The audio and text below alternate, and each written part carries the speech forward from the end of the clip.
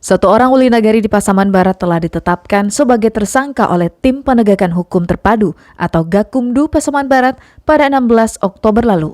Penetapan tersangka itu setelah melalui berbagai tahapan yang berjenjang, mulai dari penerimaan laporan hingga pemeriksaan saksi dan bukti oleh tim penyidik Gakumdu Pasaman Barat. Setelah pemeriksaan saksi dan bukti, berkas pemeriksaan telah dinyatakan lengkap oleh tim penyidik dari Polres Pasaman Barat dan telah diserahkan ke Kejaksaan Negeri setempat. Selain itu, tim penyidik juga menyerahkan bukti dan tersangka ke Kejaksaan Negeri untuk diproses lebih lanjut. Sebelumnya, wali nagari ini diduga melanggar aturan pemilu karena ikut mengkampanyekan dan mengajak memilih salah satu pasangan calon bupati di Pasaman Barat. Hal itu dilakukannya saat kegiatan kampanye di Kecamatan Luhak Nanduo. Menurut Kasatreskrim Polres Pasaman Barat, setelah berkasnya dinyatakan lengkap pada tahap awal, tim Gakumdu langsung menyerahkan berkas untuk proses lebih lanjut. Saat petugas memproses kasus ini, tersangka selalu didampingi oleh penasehat hukumnya.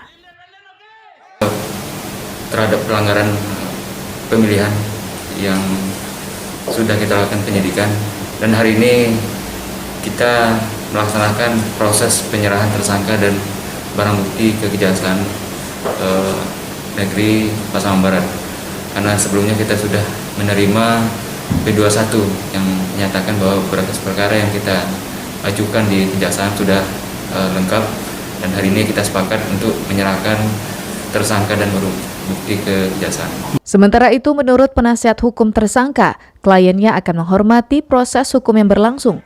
Pasalnya, menurut pengacara ini, kliennya tidak melakukan seperti apa yang disangkakan. Sebab sebagai wali nagari, kliennya telah menjalankan tugas sebagaimana mestinya.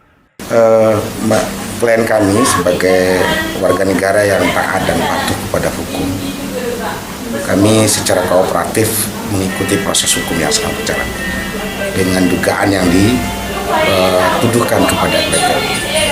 Tapi satu hal, kami sebagai penasihat hukum beliau, Pak Zulfian, meyakini bahwa dugaan yang ditujukan ke beliau itu tidak pernah beliau lakukan, karena unsur yang didugakan itu bahwa membuat keputusan yang mendukung salah satu calon. Tim Gakumdu Pasaman Barat berharap proses hukum ini bisa berjalan baik dan sesuai aturan yang berlaku, karena dalam penanganan dugaan pelanggaran pilkada memiliki batasan waktu dan regulasi khusus.